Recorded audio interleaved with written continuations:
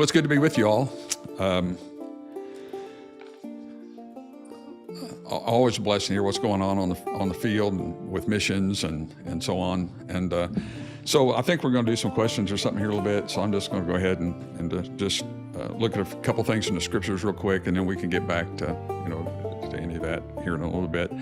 I'm not in Serbia, so I don't know what life is like there when it comes to serving the Lord. But one thing I've learned over the years is we're all, it doesn't matter where we're from, we're all way more alike than we realize that we are, the way we think and so on. And so there's something that, I've been sharing a lot with our people and when I've been preaching different places, because, I think there's some truths in the scriptures that are extremely important to Christian growth and opportunities to serve. And about any time I get a chance to speak like this, I tend to bring this point out a lot of times because I think it is so important. But I want to go over to 1 Corinthians chapter 10 and down in verse 23. 1 Corinthians 10 and verse 23. I'll give you a second to get there. I jotted down a note or two so I don't wander off and go who knows where.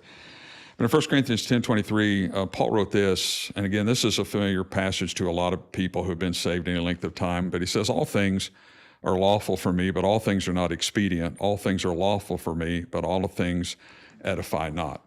We're in a vastly changing world, and the world certainly isn't getting more godly. It's getting more wicked every single day.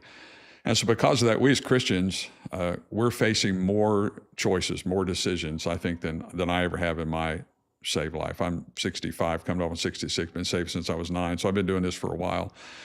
And we're facing more wickedness, more ungodliness, more choices, more decisions to make. And so that's putting us in a position where we're having to find answers from the scriptures. How am I going to respond to this? What am I going to do? Am I going to be involved in it? Am I not going to be involved in it? Am I going to be around this person, not around this person? All the different things that we have to face. Now, of course, we understand our Bible, was a couple thousand years old now at this point, the youngest part of it is. And so it's pretty amazing that God wrote a book that is meant to last until his son returns. And we're dealing with this in this completely changing environment, things that Paul never even thought about in his day that we're having to find answers to. And so God made this book relevant for us in two different ways. One of those is by what I call unchanging universal commandments. Those are things that are true no matter what time we're living in, no matter what culture we're in, whether in Serbia or the U.S., it doesn't really matter. They're unchanging, timeless commands. One of the great examples of those, of course, would be the 10 Commandments. Thou shalt not kill. Doesn't matter what time you live in, doesn't matter what culture you live in. You shouldn't go around killing people, all right? Thou shalt not lie. Thou shalt not bear false witness. Thou shalt not use we're not to use the Lord's name in vain. Those are unchanging, timeless commands, and it doesn't matter what time frame that we're in. But then there are also things that come up in our culture because man just dreams up more ways to be wicked every day. It comes up that we have to deal with that the Bible doesn't specifically address with an unchanging, timeless command. Things that God doesn't give us a thou shalt or thou shalt not on. So now we got to find some way to deal with that. And unfortunately, sometimes what we find here in the U.S. is that God's people have a tendency to think, well, if God doesn't say no, then that means yes. Right? If God doesn't say I can't do it, then that must mean I can do it. And so that can certainly lead us the wrong way. And so Paul, since on those things we don't have unchanging commands for, God gives us principles and examples that we can use to apply in those situations. And one of the great verses for that is the one we just read, where Paul says this. He says, all things are lawful unto me.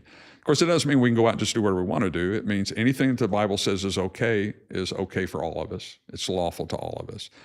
But just because something's lawful doesn't necessarily mean that I should be involved in it. So then Paul gives us this principle. He says, all things are not expedient. Not everything that I can do is good for me. Not everything that I can do is good for my circumstance. It's good for my Christian growth. It's good for my Christian life. So he says, not everything is expedient. And then he also says this, not everything edifies. Just because I can do something doesn't mean it's going to, the word edify a lot of times is used or is defined simply as to lift up, but the actual definition of the word has to do with foundation. It means to build a solid foundation. And so I need to be looking for things in my Christian life that is best for my Christian life, whether I can do it, whether it's lawful or not, that builds a strong biblical foundation in my life, whether it's lawful or not. And of course, he goes on in this same passage, I believe, is where, that we're also to do all things to the glory of the Lord. Not everything I can do brings glory to him.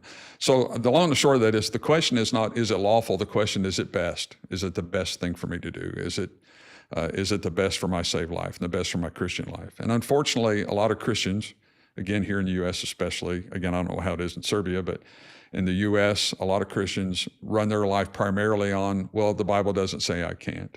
And what happens is you end up with a Christian life filled with a constant debate of what I have to do and what I don't have to do. And we deal with it a lot here. Well, I don't think I have to do this and be a good Christian. You don't have to do that and be a good Christian. And the problem is that's the way people default. Rarely do Christians default this way. Rarely do they say, well, the Bible doesn't say I can't, but it doesn't say I can. So I'm going to do what's best. What we tend to default toward is, well, the Bible doesn't say I can't, so that must mean it's okay, if that makes sense. And so we need to follow, the principles that he lays down here. All things are lawful. Things that are lawful, but the question is not the lawfulness. The question is it best for me? Is it best for the church's testimony? Is it best for reaching others for Christ? Is it going to give me the best opportunities to advance and more opportunities to serve him in our saved life? And if you go over to chapter 6, he says basically the same thing again in chapter 6, but he also includes something else that's important as well.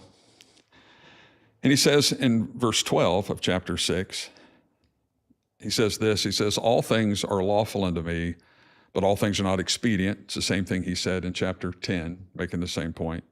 And he says all things for lawful, but then he makes an important statement that a lot of people miss sometimes. He says, but I will not be brought under the power of any. And I want you to notice in verse 12, he's not talking about things that are necessarily wrong. He's talking about lawful things. And he says in that verse, he says, all things that the Bible says are okay are lawful to me, but then he says they're not all best for me. And in the other passage, he also says not all of them are going to edify me. And then he makes this statement, which I think is so important to Christian growth. And that is, he says, but I'm not going to be brought into power. I'm not going to place myself in bondage to even lawful things. And what I mean by that is, again, this idea, some people get so caught up in what I'm allowed to do. What can I do? What am I allowed to do? What can I do? And the question is not what's best. And it's almost as if we can place ourselves in bondage to what's lawful, if that makes sense. And I've seen people here, they get so wrapped up in their rights. Well, I have the right to do this. I have the ability to do this. The Bible doesn't say I can't, so that means I can. And so it's almost as if they come to the point where they're in bondage to lawful things. And I guess maybe the best way to kind of tie that thought up and express it is, and I tell our folks this all the time, and it is, we're never going to grow in our Christian life past the point that we're willing to surrender our rights to be able to grow. And we're willing to surrender our rights to be able to serve God and do what he would have me to do. Now, we don't always have to do that, but sometimes they're necessary. It's necessary for us to surrender that which we have the lawful right to do in order to go on and grow. Paul's a great example of that. I don't have all the passages off the top of my head. I mean, they're easy to find when you read through Corinthians, but Paul talks about the lawful things that he had surrendered. Paul, at one point, of course, we understand Paul made tents to help support his ministry. And at one point, Paul says, I have the right not to do that. I have the right to expect the church to support me. But he says, under the circumstances, it's going to be better for the churches. It's going to be better for me if I work, because there were accusations being made about him, stealing money from the churches or whatever it may be. So he said, I have the right not to work, but I'm willing to surrender that right so that I can do the ministry that God has for me. At one point, Paul said, I have the right to have a wife, like the other apostles did. But he said, but that's not God's will. That's not going to be best for my ministry. Having a wife would have been very difficult under the circumstances that Paul had. But he said, I'm willing to surrender that right so that I can be more greatly used of him. And so Paul addressed a number of other rights as well. We're not going to go through all of them here for the sake of time, but he addressed situations where he surrendered his right. It was perfectly lawful for him to have a wife, perfectly lawful for him to expect the churches to support him, but it wouldn't have been expedient for him. It wouldn't have edified. It wouldn't have put him in a situation where he could grow and have greater opportunity to serve and greater opportunities for growth. Now, not everybody's a preacher, all right, but the same thing's true, for people who are, the same thing's true of normal people. Same thing's true of people who aren't called to preach, and that is, if you're going to grow in a church, if you're going to have greater opportunity to serve, whether it be teach a Sunday school or whatever type of ministries you have, there's going to come a point where you've got to be willing to say, you know what, I may have the right to do this, but I'm not going to bring myself under bondage and lose this opportunity for the right to do it, if that makes sense to you. We have, and again, I don't know what you all do there. It doesn't really matter. This is why we're independent Baptists, what we do here. We have qualifications for leadership here. If you're going to teach a Sunday school class or be any form of leadership, there's a sheet that you have to sign that lays out qualifications. Here's what you can do. Here's what you can't do. And sometimes we have people who think, well, and it's nothing arduous or horrible, but sometimes there's something on that list, and they feel like, well, I think I have the right to do that. And so they face a choice now. I can either surrender that right, or I can not surrender it and not get the opportunity to teach. And what we run into is people with the right heart say, well, you know what, doing this thing, I think I have the right to do it, but it's not more important to me than to have this opportunity to serve. An opportunity to teach a class full of kids and impact them for Christ is more important to me than that thing is. Mm-hmm. And I think every Christian has got to come to some point in their saved life where where they say to themselves, when it's necessary, I'm willing to lay down my rights on the altar of greater service and greater opportunity to preach. Mm-hmm. And I think it's such an important truth because we see so many people here, who are just not willing to do that. They're so in bondage to everything they think they have the right to do. And that's gotten a lot worse in the States over the last 5 to 10 years. I think part of it's because of social media. They're being impacted by so much more stuff not good stuff that isn't good on social media. And there's a big clamor in the U.S. about, well, I think I can still be a good Christian and have the right to do this and the right to do that. And I'm sure rebellion is everywhere. Mm-hmm. And so, we have a lot of, well, I don't think anybody has the right to tell me I can do this or can't do that. But until we come to the point in our saved life, where we say, you know what, I just want to serve the Lord. I want to grow. And this thing is not going to get in the way. I'm not going to bring myself into bondage to either that which is sinful or even that which is lawful. Mm-hmm. I'm willing to do what I got to do in order to serve and grow. And that's true in the ministry. When you pastor a church or when you're a missionary, especially as a missionary on deputation, you run into stuff, I'm sure, that in churches that you may not personally have an issue with. But if you're going to be a missionary being on deputation, you're going to have to say to yourself, you know what, I'll do this because it's more important to me than not. When I came in, some churches that they're, maybe more classy and put together than others, So what are you saying about us? We're not classy. No, you are classy. You are classy. That's why when I came in, first day I went to see him, and I said, now listen, I said, I don't know how you guys operate, but I just want you to know that I do have a beard, and it's a purposeful beard. It's not just for beauty, no.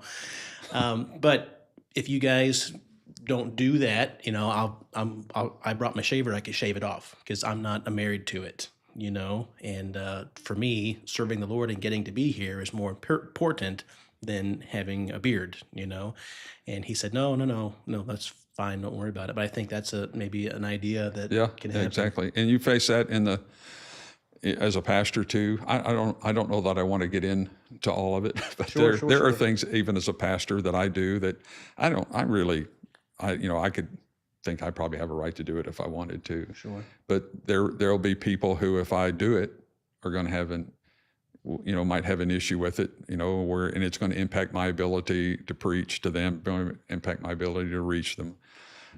And so I'm willing to say, you know what, it's not that big a deal. Let it go. To me, and it's just not worth the.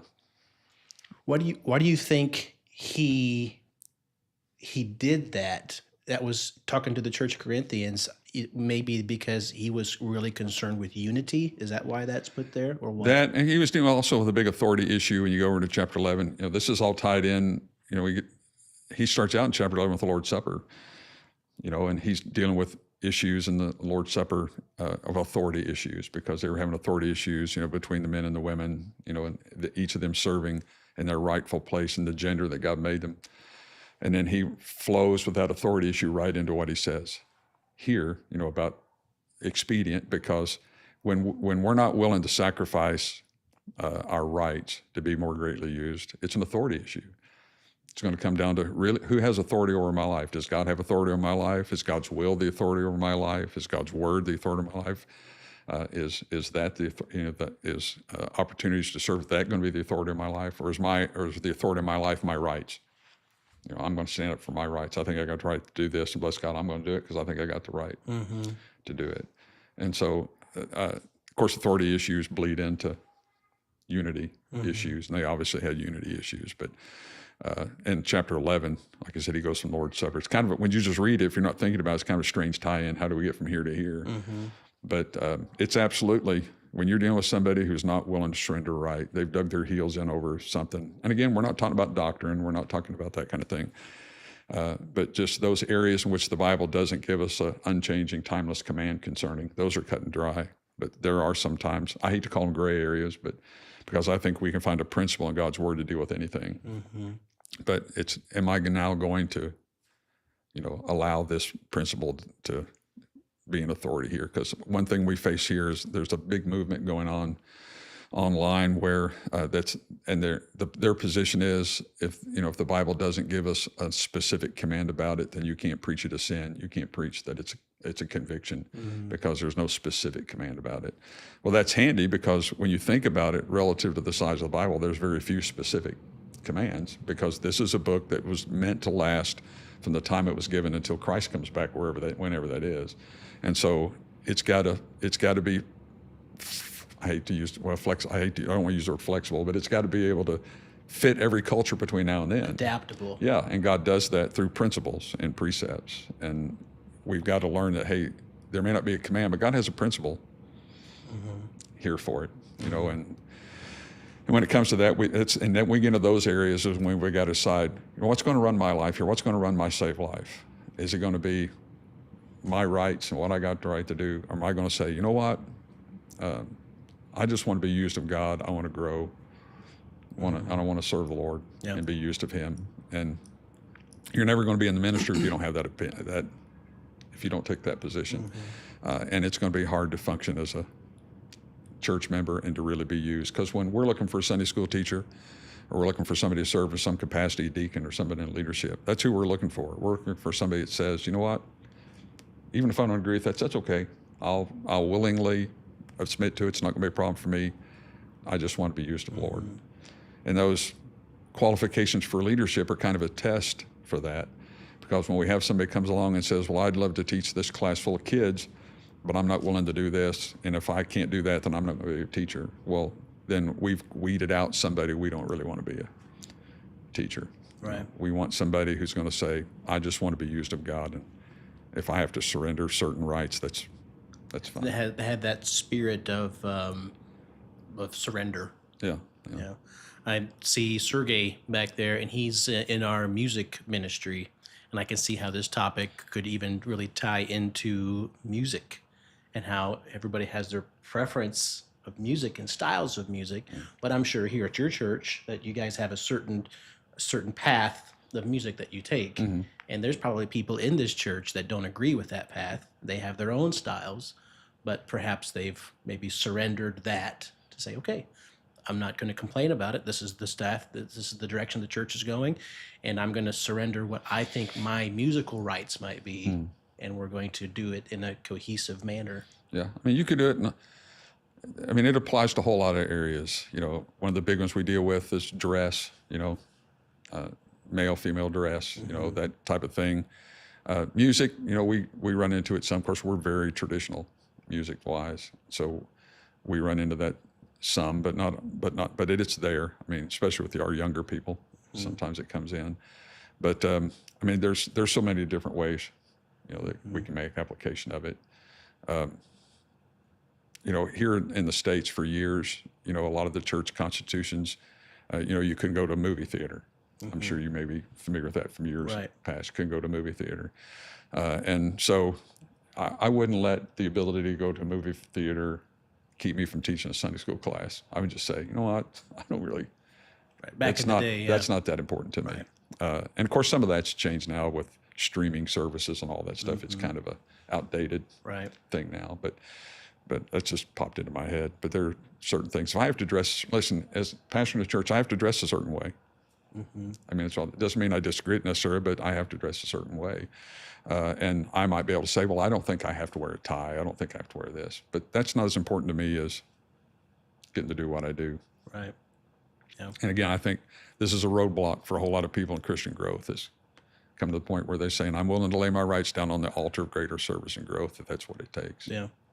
Well, as an international church that we have here, we got people from all over the place. We have people that say, hey, back in Russia, we did things this way.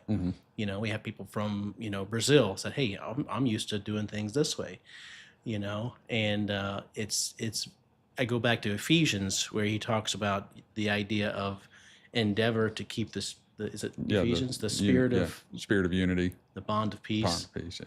And, I think there's some similarities in this, that there's many reasons to be disunified. And of course, we can't get along with everything. Yeah. And that leads me into one of the questions. I kind of assumed you three would be here tonight, so I drafted some questions that perhaps you might be asking.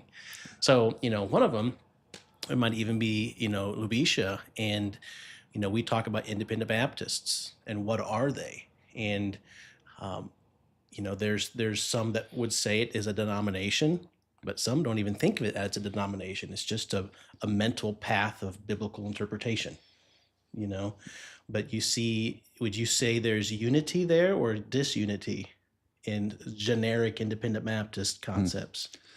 Let me back up and tack one more thing into what we were talking about, Yeah. and I'll answer that if I don't forget your question. No, go ahead. The process of that. Let me say one more thing about this, the sacrifice and rights, and I'll just make this statement, we'll move on. But this also applies not just to what we do, but it applies to interpersonal relationships within a church. If I'm going to get along in a church and be committed to a church, and I mean, we got people in Calvary who have been members here 35 years. Well, how do you survive as a member for 35 years in the same church? Well, you got to be willing to surrender your rights. There are going to be days when somebody has a bad day, somebody didn't shake my hand, somebody did something to offend me or hurt my feelings. Hopefully we don't do that personally. But I've got to be willing to say, even in those circumstances, you know what? I might have the right to be offended, but I'm not going to do it. That's how you survive. But at any rate, I just wanted to tack that on. Well, and I have the right to tell you that you did something wrong. Exactly. I didn't like the way you acted. I didn't like the way you said. But just because I have the right to say that, should I say that? Correct. Yeah. Was I actually hurt, or was it my pride that was offended? But so to having the ammunition to fire it doesn't mean you should fire it. No, just because you can't say it doesn't mean you should. Yeah, and that's how you stay a member of a church for 35 years. Yeah. You got to be willing to sacrifice those rights. Yeah. So now you're going to have to give me the question again. Yeah, no. We just talk about, independent Baptist churches in general. Sometimes there's questions of, what do they believe on this and this and this? And, there are schools that even I go to, Bible colleges, that you particularly don't agree with. And you may not support them financially or physically. But that's okay. Like, we're still friends. We still pray together, and we still can go to fellowships together. But I don't have to support the path that you're on. Is that true? Yeah, I believe so. That's kind of inherent in the name independent. I would think. That the thing about an independent Baptist. I grew up Southern Baptist. And I don't know how familiar you all are with Southern Baptist. I also was born in a Southern Baptist church. And there, you're definitely part of the convention, the Southern Baptist Convention. Missions giving goes through the convention. A lot of times the convention owns the building. It's very convention oriented, very, very much a corporate mentality, for lack of a better word. Independent Baptist, when I got saved, and well, when I started to preach, my family was all Southern Baptist, so they called me a generic Baptist for a long time because I wasn't Southern Baptist. But, the thing about independent Baptists is we are very much congregationally ruled, congregationally ran. And so as a pastor, I've been here a long time, and finance is kind of my thing. I despise debt. We're not in debt. Everything we own is paid for. We don't do anything that we don't pay for it up front. We save the money until we have it and buy it. And so we've got our bank account looks good. I'm not going to get into all the details of that, but that time in handling the finances, I try not to make too many stupid decisions, and so that's bought me or purchased for me a lot of leeway. I can make quite a few decisions as a pastor because I've worked to earn that. And so I have a certain amount of leeway, but at the end of the day, we're still congregationally ruled. And so we do what we want to do. It's not that we're disconnected, but at the end of the day, it doesn't matter to me what so-and-so over here in this other independent Baptist church is doing. We're functioning as an independent, autonomous body of the Lord Jesus Christ. Mm-hmm. And if we disagree, now there's doctrinal issues, the doctrine of the church, salvation obviously is big. We're not really going to run into that between independent mm-hmm. Baptists, but the doctrine of the church, doctrine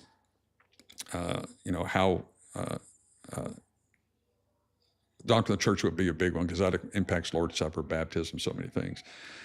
Those might create a situation where, I'm not going to have that pastor come in here and preach. Mm-hmm. It doesn't mean I can't sit and drink a cup of coffee with him. Mm-hmm. Doesn't mean I have to hate him. Right. Doesn't mean I have to get on social media and do my best to destroy him. But to me, that's the beauty of being an independent Baptist. We follow the scriptures it shouldn't be just a saying, it should be true. The scriptures are our final rule of authority, mm-hmm. what we do and what we believe. And that should be what we follow. That's why one man said that we're brothers and not twins. Yeah, exactly. I've never met one family where the brothers got along perfectly, as far as they were exactly the same type of everything. And you have to separate too. Churches have different personalities. The church has a lot of the personality of the pastor, mm-hmm. And so churches have different personalities. I got different little ways of doing things, their order service may be different. They may do, I know churches that don't have Sunday school, but they have an hour class before the evening service. Mm-hmm. So there's stuff like that's just the beauty of being independent Baptist. Mm-hmm. You can do whatever you want to do. Right. Now when it comes to, church doctrine, that sort of thing, how we're going to function in missions, how we're going to send missionaries, those things start getting into doctrinal areas. Mm-hmm. We may not be able to work with a church because of that. Right. But again, doesn't mean we have to do our best to destroy them. Right. We don't have to go to camp with them or something, So you just, every, I know the answer to this, but not every independent Baptist church uses the same Bible that we use. Right. Correct. Not every independent Baptist there are, from what I've seen, many that are Calvinistic in their teachings. Would you agree to that? Yeah, I agree there are. Yeah. There are many independent Baptist churches that are more, not worried about doctrines, more about emotionalism. Yeah, more progressive.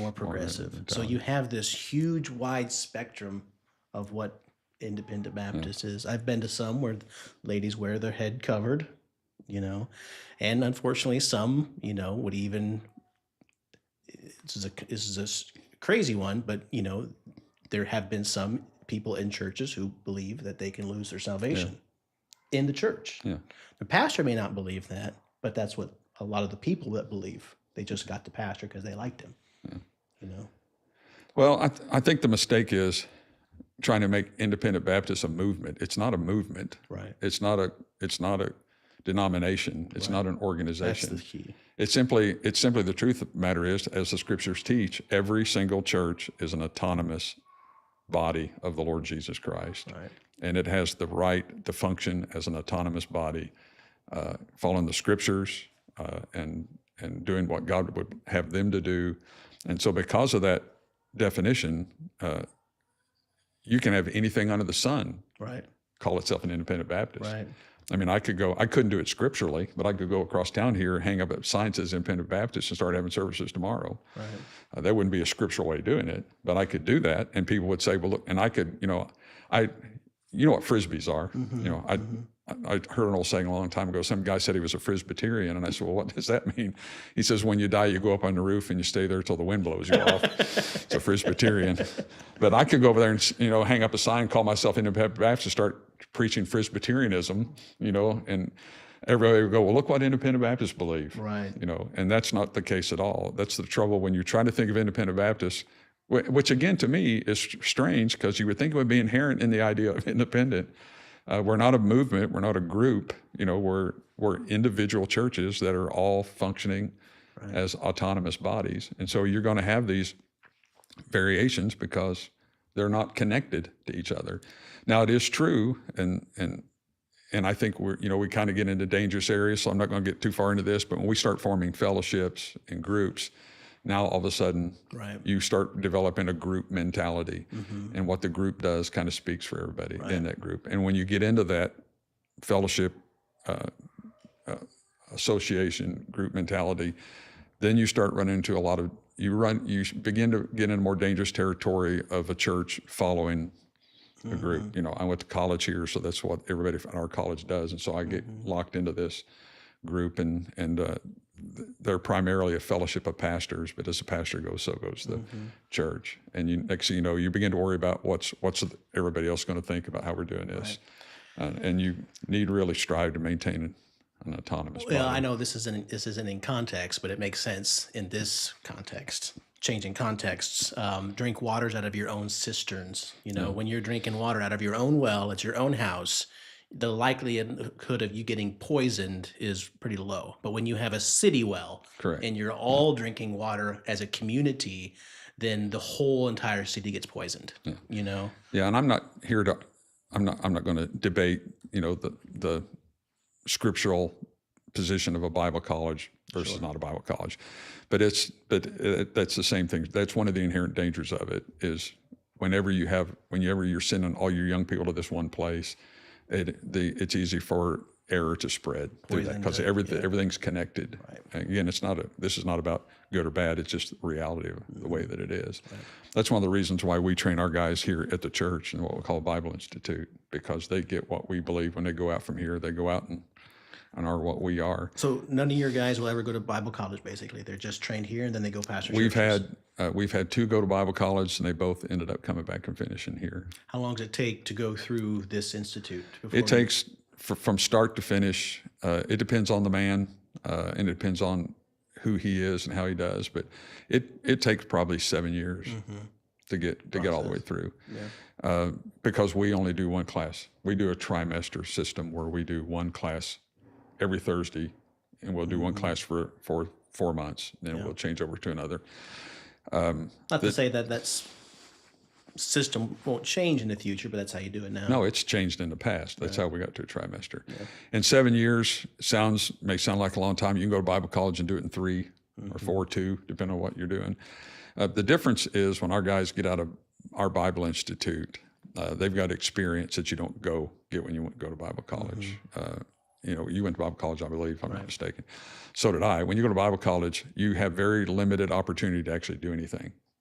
Everything you're doing is book and classroom for the most part. You have very few. A lot of guys can graduate from a 4-year degree in Bible college and have maybe preached 5 times in the 4 years because you don't have opportunity. Where here, it takes longer, but our guys are teaching Sunday school classes. We try to move them around in our Sunday school program. They'll start out teaching little ones and work their way up. They'll start teaching other classes. We have revival meetings. I get a speaker, but they're planning everything else to the revival meeting. They're running all of these different things and doing all this stuff. And so once they're completed, they've not only completed their education, but they've already done a lot of the stuff that you have no opportunity to do when you're in Bible college. And on top of that, the other thing is we know where they are. I went to Bible college. When I graduated from Bible college, the college knew very little of me really spiritually. I was just another one in this group, that graduated. I got my diploma, so that must mean I'm ready to go. We're in an institute set up. Our church knows these men. And so just because you finish the program doesn't mean you're ready to go. You may need some more time to mature. And our church, knows that, is able to see it. And we like it because the church is hands-on involved in their training. Right. But and going back to what we were talking about, that kind of helps vaccinate, inoculate, whatever the word is, against error, because we're kind of a closed loop, The waters and the cisterns. Yeah. And you can go too far the other way. We're talking about, that you would be familiar with the term probably unaffiliated Baptist. No. Are you not? No. Yeah. Well, there's a growing number of unaffiliated. They refer to themselves as unaffiliated, and they're the other way. They're if you support anybody from a Bible college, if you support anybody, that came out of a fellowship anywhere, then you're not really an independent Baptist. So it's kind of that pendulum kind of swung. So it is independent Baptist, but they call themselves unaffiliated. Unaffiliated. I kind of refer to them as hyper independent. And that is.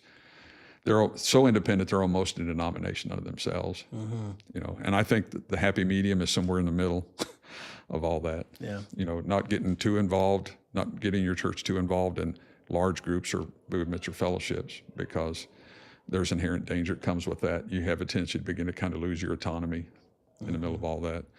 And on top of that, I think there's a mentality that comes with that that's kind of dangerous. And you've been around long enough around fellowships and stuff to know that this is true, and that is that there kind of comes a mentality that if you're not a part of this, you can't really do anything big.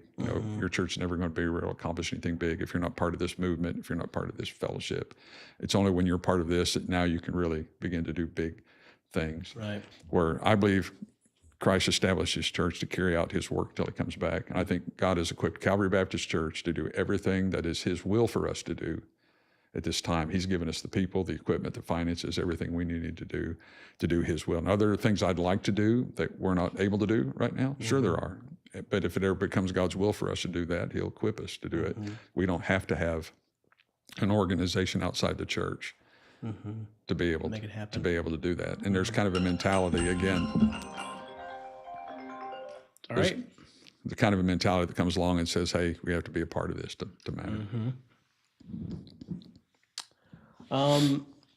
Super. Okay, so let me go to the next question here. So you have these men that come up and preach and teach, and maybe there's men that might preach or teach better than others. Okay, and one guy gets up and he says, "Hey, and you probably notify the church, hey, Frank is going to be preaching on Wednesday night." Okay. Well, it just seems to happen that, he's not necessarily the greatest gifted preacher, but on Wednesday nights, seems to be the lowest amount of people that come of all Wednesday nights is when he preaches. So people maybe don't come or don't like to listen to him. Now that may be true, or that just may be people are working. But the question is, how do you not take offense when people don't come? Or they leave early from church, but you don't have that problem, people leaving early from church, or maybe even sleep, as far as a person that's trying to, but he sees that discouragement and he takes it upon himself. He's like, hey, it's me, not them. How do you ever struggle with that? On Wednesday, dealing with the Wednesday night question, we have a very stable crowd. Our Wednesday nights, are not a lot different from our Sunday nights. Now we'll have a few more Sunday morning because a lot of times you have visitors, but our Wednesday night crowd's pretty stable, and they're used to it. One of our guys who are called to preaches every first Wednesday night of every single month, and so they're used to. They just know first Wednesday night of the month somebody's going to be preaching. And our guys are at various stages, and we have some guys that are earlier on in their training. We have some guys who are near the end, So you're going to have guys who are more polished than others. You're going to have guys who are. Their message is more put together, crisp, than when you are at the beginning of all that. And our folks realize that. They're kind of used to it, so they just kind of accept that that's the way it's going to be. And our folks are pretty good. As long as you got something to say, they're going to listen. So they're and so I guess the answer to that is they're aware of that. So we don't have anybody that I'm aware of that doesn't come because of that, or that leaves early because of that, because it's just kind of ingrained in our program. It's kind of what we do. Maybe a lack of spiritualism. Yeah. And you can't take, no matter who it is, you can't take sleeping during service and all this stuff personal, or people leaving in the middle of service. You can't take any of that. You can't take any of that personal. You just gotta let it go. Yeah. Same way with responses. I try to tell our guys who are called to preach all the time. I said, you can't judge a message or based on an altar call, how many people come to the altar after an end of a service. You can't base a message on that. You just got to be confident this is what God wanted me to preach. How they respond is up to them. And every message, isn't going to elicit this big, huge response. And when you start basing a message on the response, you're getting into kind of dangerous territory. Right. Because I know how to write a message to get everybody to the altar. I make them feel guilty enough. I can get them down there. But I tell our folks sometimes, some messages are broccoli. I personally like broccoli, but some people don't. Let's use Brussels sprouts. I like them too, Okay. but some people don't like Brussels sprouts. Some people messages are Brussels sprouts. Some messages are pizza. Everybody loves pizza. But some messages aren't flashy. They're Brussels sprouts, but they're good for you. And the same thing's true, when you're preaching the same church, same group of people, Sunday morning, Sunday night, Wednesday night. Some messages are good for us. They're not going to be messages that people are going to respond heavily to the altar to. And if you don't come to that understanding, then you're never going to preach those kind of messages because, you're not getting a big altar response. And if you think about it as a pastor, part of your job as a pastor is to teach and preach and disciple to the point people don't have to come to the altar all the time. We kind of look at backwards as pastors and preach sometimes. We judge messages based on the altar call when our job should be to get people to the point where they're not having to come to the altar all the time. So Right. I don't think any of that answers your question. But Well, I mean, the fact that if we let that affect us to the point where we begin to change our messages and our preaching, that way people do like what we say or that they want to stay longer. Of course, you can have a good outline and make it to where it's understandable, sure. But, if we're just preaching messages that people enjoy, then that's, like you said, that's dangerous waters. You're not giving them what they need, what they want. yeah, It falls into the teachers having itching ears concept, maybe. you start basing it on, like I said, this must have been a terrible message. Only 2 people came to the altar. And God will correct your thinking on occasion. I've written messages where I've thought, man, this is semi-inspired. This is going to be great. Everybody's going to love this. Altar's going to be full when I get done with this one. So you preach it and nobody comes, nothing. And then you'll have a message where you've had a long week and you're tired, and you put it together and you think, man, this is terrible. But you got to preach. So you get up and preach it and the altar's full. And you think, man, what in the world's going on here? This message, I wish I was sitting out there. If I'd been sitting out there, I'd have got up and left. That's how bad it was. Right. And the altar's full, and just goes to prove God is the one who has to make it all work. But you can't worry yourself too much about what people think. And as long as you're preaching what God's have you preach, and then Spend the work with the Lord, and then let the Lord let God work it out. do what he does. Yep. Amen. Well, I'm going to turn my mic back on here, and if you guys have a question that you'd like to ask, or if you have something you'd like to say or something, feel free to do that. We have a few minutes left here. What's songbook? Oh, you can get one. It's called the Rejoice Hymnal. We actually use... I have this one there in Serbia. It's all torn up, but I have this one with you guys. It's the one that's all falling apart.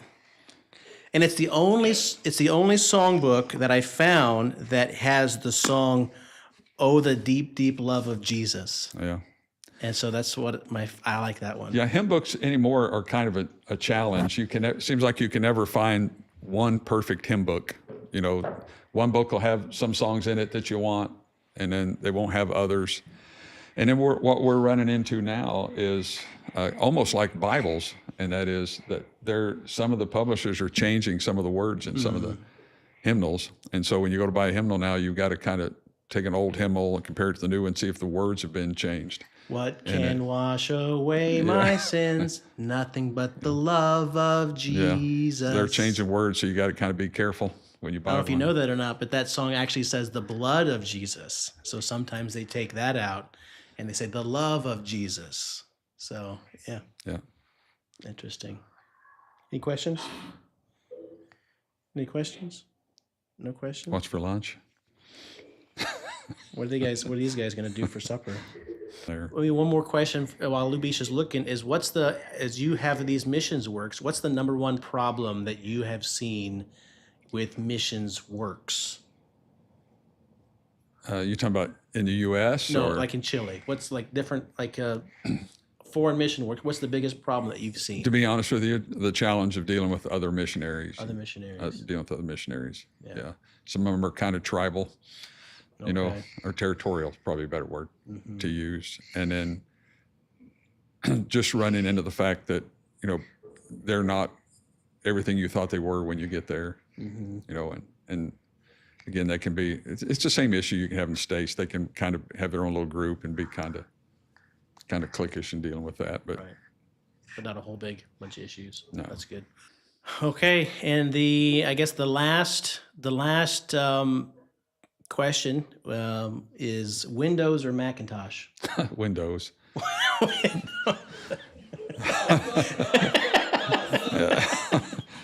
I have to admit, though, my tablet, phone, everything is Apple. Yeah. Yeah, but my computer is Windows. Yeah. It's just that I started out, you know, it's interesting. I've been doing this long enough now that when I first started, nobody had a computer. Nobody had a laptop. Nobody had one. And so you wrote everything out by hand with a Strong's Concordance and the Bible. That's all that you did. And when I got my first computer, my father-in-law gave me my first computer. It was an old IBM 8086 with the big 5.5-inch floppies. You know, you put in the 5.5-inch floppy word processor, then you put in a 5.5-inch floppy word check or spell check, and you put in a 5-inch floppy to save it. That's what you did. It had no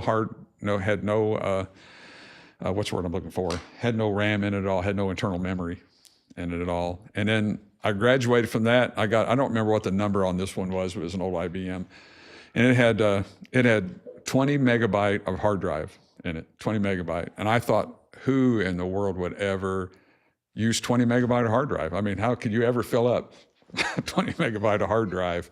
You know, of course, now we're into gigabytes and terabytes, and my computer program, my Bible program probably takes up 3 times 20 megabyte all by itself. So it's been interesting to watch how it's progressed. This one video that we're recording right now is, because it's recorded in 4K, is going to be about 60 gigabits. Yeah. And so when I got that 20 megabyte, that computer, that 20 megabyte hard drive, I thought, man alive, nobody will ever use 20 megabyte. And of course, by then we went to little 3.5-inch floppies, you know, and it's just been something to watch it all progress. But since I started out with IBM, but then started out with Windows, and I'm so used to Windows. And I'm at the point in my life ministry, I'm not really interested in trying to learn a whole different way of doing it. Well, guys, sometimes you ask me, how do I come up with sermons? And sometimes it's a conversation just like this, Gleb and Sergey, is I'll listen to a conversation. I think I know what I'm preaching tonight on Wednesday night service.